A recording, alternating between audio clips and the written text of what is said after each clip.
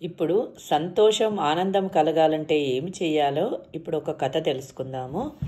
అనగనగా ఒక గ్రామంలో ఒక వృద్ధుడు నివసించేవాడు. ప్రపంచంలో ఉన్న దురదృష్టవంతుల్లో ఆ ముసలాయన ఒకరు. ఈయన చేసే పనులతో ఆ గ్రామ ప్రజలంతా విసిగి వేచారిపోయారు. ఎప్పుడు ఏదో దిగులుతో ఉండేవాడు. ఎప్పుడు ఏదో విషయంపై ఫిర్యాదు చేస్తూ ఎదుటివారిని ఇబ్బంది పెడుతూ ఉండేవారు. ఇక ఆయన నోరు తెరిస్తే చాలు విషపూరితమైన మాటలే నోటి నుంచి వస్తాయి. అందుకే ఆ గ్రామ ప్రజలకు ఆ ముసలాయన అంటే ఎవ్వరికీ పట్టేది కాదు. అందరూ అతనిని దూరం పెట్టారు. ఆయన ప్రవర్తనే ఆయనకు శాపంగా మారింది.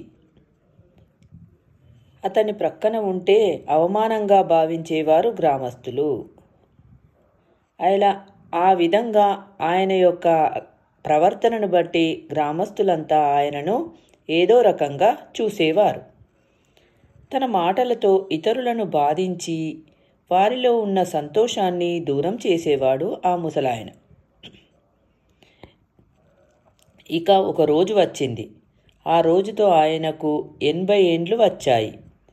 ఒకరోజు గ్రామ ప్రజలంతా ఆయనకు సంబంధించిన ఒక వార్తను విన్నారు. ఎప్పుడు ముభావంగా ఉండే ముసలాయనలో ఒక పెనుమార్పు కనిపించింది. ఎవరి గురించి ఎలాంటి ఫిర్యాదులు చేయడం లేదు, ఎవరిపై చాడీలు చెప్పడం లేదు. సరికదా, అతని ముఖంపై కొంచెం చిరునవ్వు కనిపించింది. అందరూ గ్రామ ప్రజలంతా ఆయన ఆ చిరునవ్వును చూసి అందరూ ఏమిటి అని ఆశ్చర్యపోయారు. అంతేకాదు, అతని ముఖంలో కాంతి కూడా కనిపిస్తుందంటూ ప్రచారం జరుగుతుంది. ప్రజలంతా ఆయన గురించి మాట్లాడుకుంటూనే ఉన్నారు. ఆయన ముఖంలో ఉన్న చిరునవ్వు, ఆయన ముఖంలో ఉన్న కాంతిని చూసి ప్రజలంతా ఆశ్చర్యపోతూ ఉన్నారు. ఇక గ్రామస్తులంతా గుమిగూడి, ఏమైంది, నీ ప్రవర్తనలో ఇంత మార్పు వచ్చింది అని అందరూ కలిసి ఆ ముసలాయనను అడిగారు. అప్పుడు అతను, ఏమీ లేదు, 80 ఏండ్లు నేను సంతోషము, ఆనందము గురించి వెతుకుతూ వచ్చాను. కానీ నాకు అవి ఎప్పుడూ దొరకలేదు.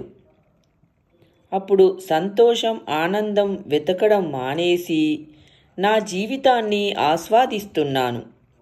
అందుకే సంతోషంగా, ఆనందంగా ఉన్నాను అని సమాధానమిచ్చాడు. ఈ విధంగా సంతోషం, ఆనందం అనేది మనలోనే ఉంటుంది అనేది ఈయన నిరూపించాడు. సంతోషం, ఆనందం కోసం వెతకడం మానేసి భగవంతుడు ఇచ్చిన జీవితాన్ని ఆస్వాదిస్తే సంతోషం, ఆనందం వాటంతటవే వస్తాయని తెలియజేశాడు. ఇదే దీనిలో ఉన్న నీతి.